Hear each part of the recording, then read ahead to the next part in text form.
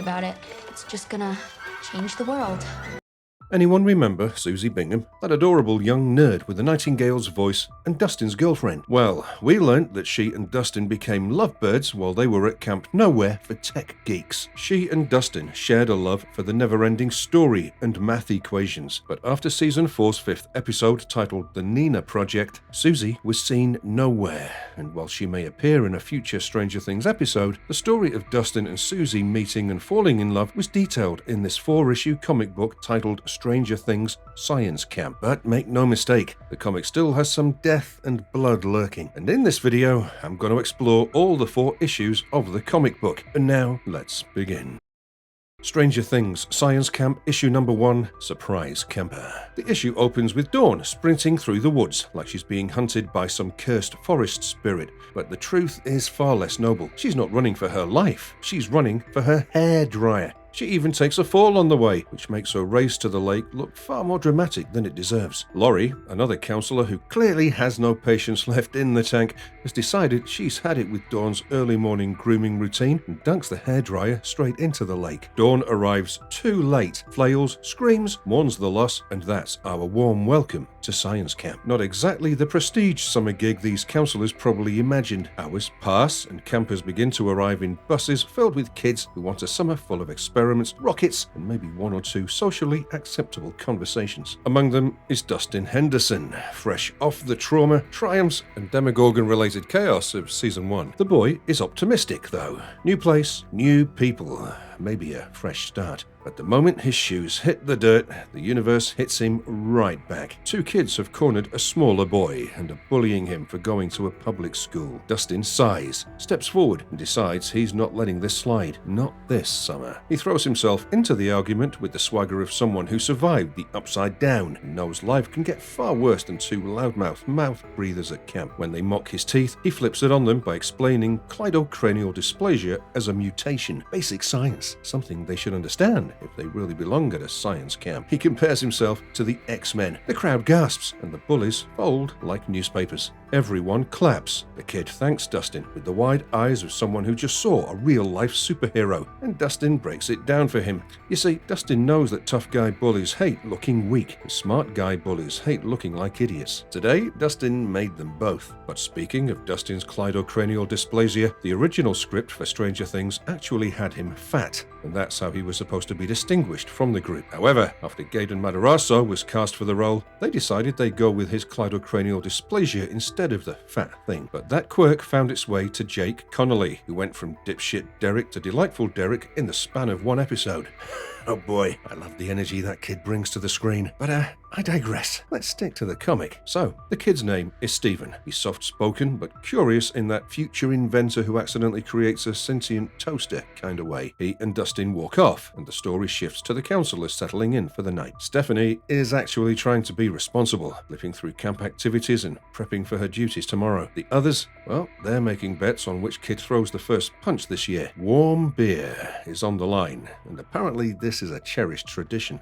Stephanie insists science campers won't throw punches, but the others laugh in her face. The track record doesn't lie. They also mock Stephanie for taking her job seriously, and we quickly learn that the rest of them are merely here for the paycheck, not the noble mission of shaping young scientific minds. Whatever enthusiasm Stephanie had left is chipped away by the minute. The next day, the kids cycle through classic science camp fare, model rockets, experiments, the kind of group activities that make introverts reconsider every life choice. At lunch, Dustin tells Steven about the arcade back in Hawkins, the games he's mastered, and Max, the girl who beat them all. His voice dips whenever he mentions her. He still remembers how she chose Lucas over him, but they're friends now, so he forces himself to act like it's fine. Mostly. The 2 earlier bullies pop up again. Naturally, they accuse him of lying about Max, and Dustin shuts them down with a single line. Sounds like you 2 have never talked to a girl before. Dead silence. They can't recover from that. Dustin would love to pull out the big guns,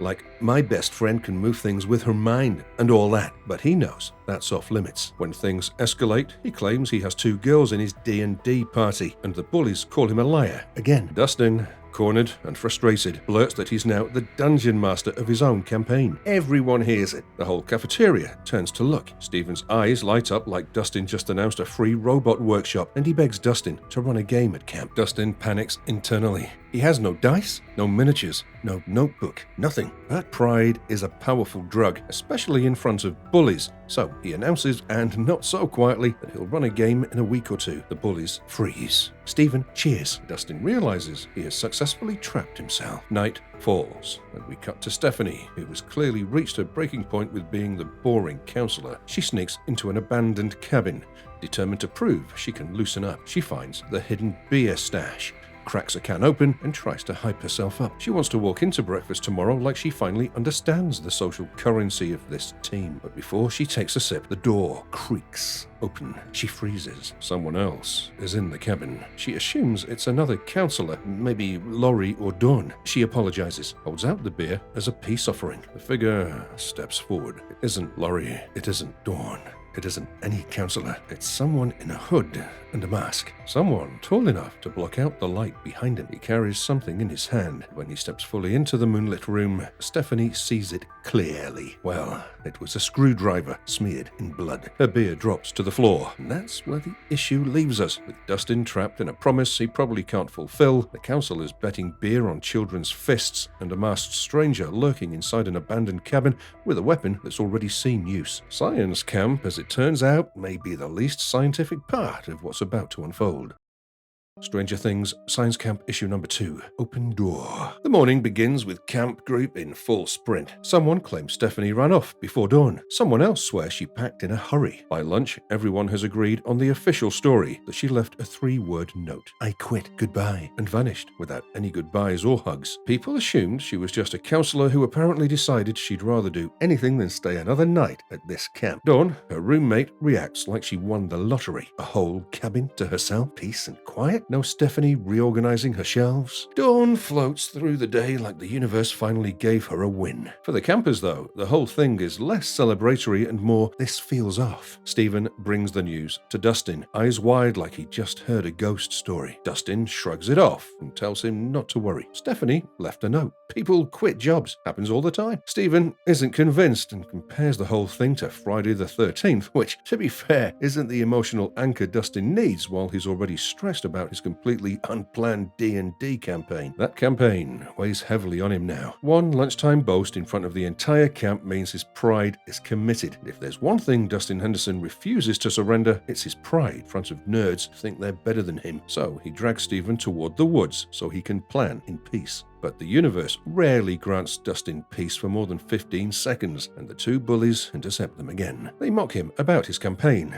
as if two kids who haven't read a book without pictures should be giving feedback. Dustin fires back with words sharp enough to sting. Buried somewhere in his frustration, he has a spark of genius. He can't talk about the Upside Down, or the Demogorgon, or the carnage that Hawkins endured last year, but he can twist those events into fantasy, reshape them, and craft a story no one else at this camp has heard. If he can't tell the truth, he'll tell a version of it that plays like myth. He announces that his campaign will take place in a magic school, which confuses the bullies. But once Dustin walks away, one of them whispers to the other that it actually sounds like fun, and maybe they should try to join. Nerd hypocrisy at its finest. Dustin spends the rest of the afternoon drifting between daydreams and rough campaign ideas. Meanwhile, the story shifts to Suzie, the girl who's been quietly staring at him for days. Suzie Bingham, resident genius, hopeless romantic, the bravest coward at science camp. Today, she decides she's done waiting for the universe to create a perfect moment, so she'll make one. She spots Dawn eating alone and seizes the chance to ask her for advice. Dawn listens, slightly bored but polite enough, and tells her the basic rule. Find common ground with the boy you like. Talk about something you both enjoy. Suzie freezes. What do she and Dustin have in common beyond being alive at the same time? When she doesn't find an answer,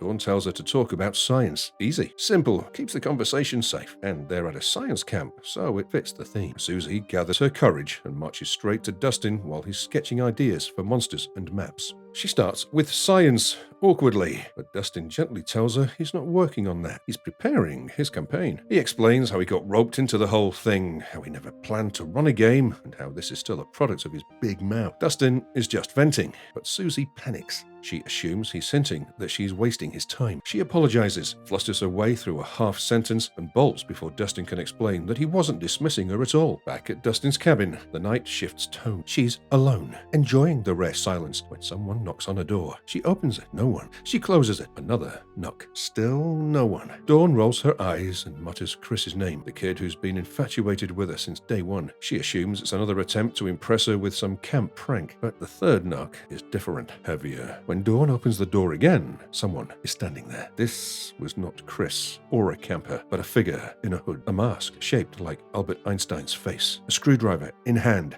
smeared dark at the tip. Dawn screams as the figure lunges. Somewhere across the grounds, Stephen and Dustin hear the sound. Dustin shoots upright, grabs his flashlight, tells Stephen they need to check it out. Stephen begs them not to go. This is Dustin Henderson. This guy has stared down things that would have killed grown adults. He's not letting a scream go unanswered. They reach Dawn's cabin. The door is wide open. The room looks ransacked, but not by someone searching for valuables. Dawn's things are scattered, as if she left mid-fight. Her bed is askew, her clothes on the floor. A camp shirt lies crumpled near the door, as though torn free during a struggle. But Dawn herself is gone, without a body or notes, or any trace. And suddenly, Stephen's comparison to Friday the 13th doesn't feel like a joke anymore. The morning starts with Suzie deciding she can't spend another minute replaying her awkward moment with Dustin. She heads straight for Dawn's cabin to clear the air, or at least get some advice. Instead, she walks into a room stripped of every trace of Dawn. Clothes, notebooks, hairbrush, gone. The whole place looks like someone checked out with military efficiency. Suzie barely has time to process this before Laurie strolls up and casually mentions that Dawn left in the middle of the night, the same way Stephanie apparently did. Laurie is rude about it, as if Dawn abandoning her post is an inconvenience on par with a missing sock. Suzie doesn't like the tone, but she's more concerned about the pattern taking shape. 2 counselors gone in 2 nights? If a third leaves, the camp may shut down. And Suzie just got here. She hasn't even fixed things with Dustin yet. Back on the field, the kids are busy with the math races, where speed and brainpower matter equally. Dustin enters with heroic confidence, but immediately watches Suzie blow past him like she's racing for Olympic qualification. That bruises him more than last year's Demogorgon hunt. After the race, instead of sulking, which would be justified, he returns to his campaign planning. He's halfway through inventing a magical riddle when the bullies wander in to heckle him again. This time, Dustin doesn't waste breath. He flips them off, a clean and efficient response, and disappears into the woods. Somewhere else in those same woods, the masked figure from the previous nights prepares for another strike. It slips on the Einstein mask with the ease of routine. The screwdriver gleams. Someone is about to have a very bad day. Dustin, meanwhile, is deep into his fantasy world notes when he hears movement behind him. Naturally, he assumes it's the bullies again. Without turning, he yells, "Are you at least smart enough to figure out where to stick it, or do I need to draw a diagram?" It's the kind of line that only works when you're yelling at the right people. He is not yelling at the right people. Suzie steps out from behind the trees, eyes wide, already crying. She runs before he even manages a full apology. Dustin sprints after her, guilt pounding through him, while he races through the trees. Cut to Laurie, who's in the woods for a completely different reason. She's trying to sneak a smoke break without any kids or other counselors seeing her. She lights a match, loses control of it, and stomps wildly to keep a forest fire from starting. Before she can breathe again, someone lunges at her. Einstein mask, screwdriver, pure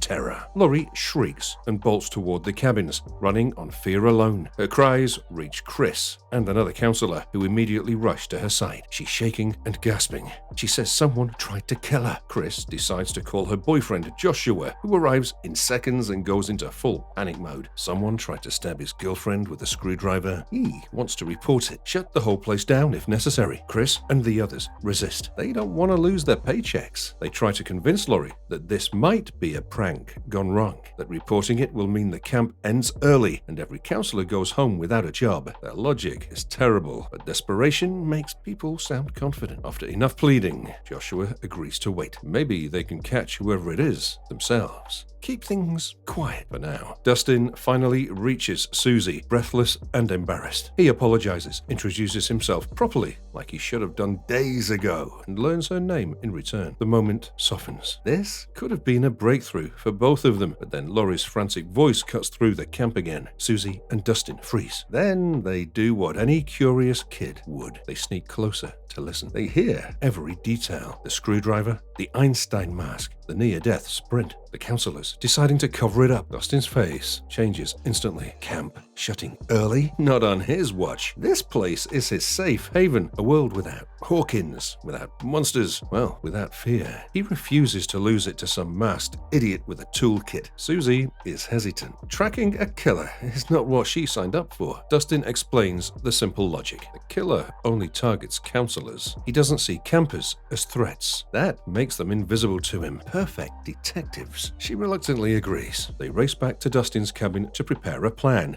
only to find Stephen inside with the same two boys who bullied him on day one. Dustin stops short. Stephen explains that they came because they want to watch the start of Dustin's campaign. The bullies do their usual bit and mock Dustin again when he says he needs to postpone, but Suzie shuts them down with one sharp sentence. She's watched him pour his heart into the campaign, and she refuses to let them belittle it. Dustin is stunned in a good way when they reveal the truth that there's a masked killer on camp grounds and the counselors are too scared or too selfish to act. The room falls silent. Kids who were arguing 10 seconds ago now share the same fear and the same resolve.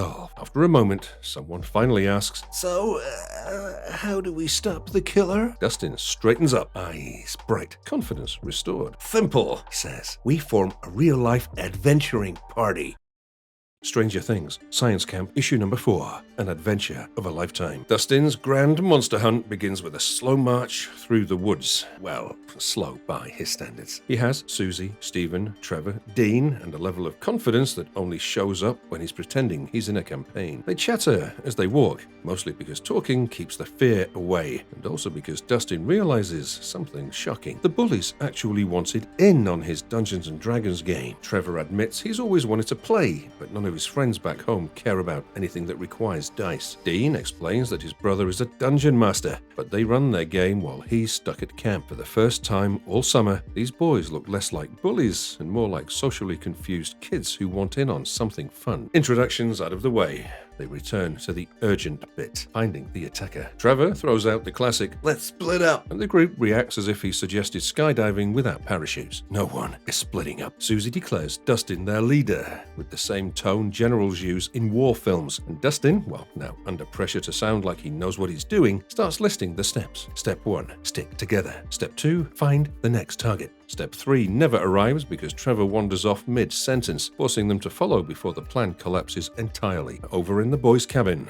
Laurie is still shaken from yesterday's attack. Fake or not, Chris and Paul insist she should rest while they go hunt the killer. And Joshua, well, who's still furious and scared for his girlfriend, demands they report it. Chris pushes back. Reporting the attack risks shutting the camp down, which means no paycheck. Joshua reluctantly agrees to give them 2 hours. If they don't solve this, they'll go straight to the owners. Once the trio enters the woods, their bravado evaporates. A sharp crack of a branch freezes all three in place. Chris whispers something about wild animals and forces everyone forward. What they don't know is that Dustin's crew is tailing them with far better stealth than anyone expects from a group whose average height is 4 feet something. Stephen suggests teaming up with the counselors, but Dustin has learned the lesson from Steve Harrington himself. Adventure works best when adults don't hover. They press on, sticking close and staying quiet until Einstein mask attacker bursts out of the trees again. The strike is fast, desperate, and aimed directly at Joshua. The screwdriver plunges into his chest. Not deep enough to kill, but enough to drop him. Chris and Paul dive toward him, shouting his name, but the attacker raises the screwdriver again for a second strike, and then the kids hit him like a stampede of angry raccoons. Stephen knocks the screwdriver out of the attacker's hand. Dustin grabs the mask and yanks it off. Trevor kicks the attacker behind the knee. Suzie holds a branch like she's ready to swing it. When the mask pops free, the entire forest seems to pause. It's Laurie. She glares at them, annoyed more than afraid. She admits the screwdriver is fake, which explains why Joshua isn't lying dead on the forest floor. Dustin and the others stare at her, confused and deeply unimpressed. Before they can even react, they realize Joshua was in on this too. His gasp and fall had been exaggerated. They created this entire fake killing spree to get the camp shut so they could go home without confronting their parents. The kids look at them as if they've discovered the worst supervillains in history. Two teenagers who would rather stage murder attempts than have uncomfortable conversations at the dinner table. Dustin is the first to speak. He doesn't yell. He doesn't throw his flashlight. He just talks. He tells them what this camp means to them, how it's the one space where kids like him finally get to feel normal, how he waited all year for this place, and how everyone here has carved friendships that matter. A fake killer isn't some clever prank. No, it's selfish, and it nearly cost Chris and Paul their jobs and Joshua his ribcage. By the time Dustin finishes, Paul is done listening. He pins Joshua to a tree and promises that the camp owners and both sets of parents will hear every detail. Laurie tries to talk her way out of it. Paul's mind is made up. If he nearly lost his job because of their cowardice, they'll lose theirs. For real. Once the drama ends and everyone returns to the cabins, Trevor and Dean offer Dustin something he never expected from them: genuine praise. They tell him he was brave, organized, and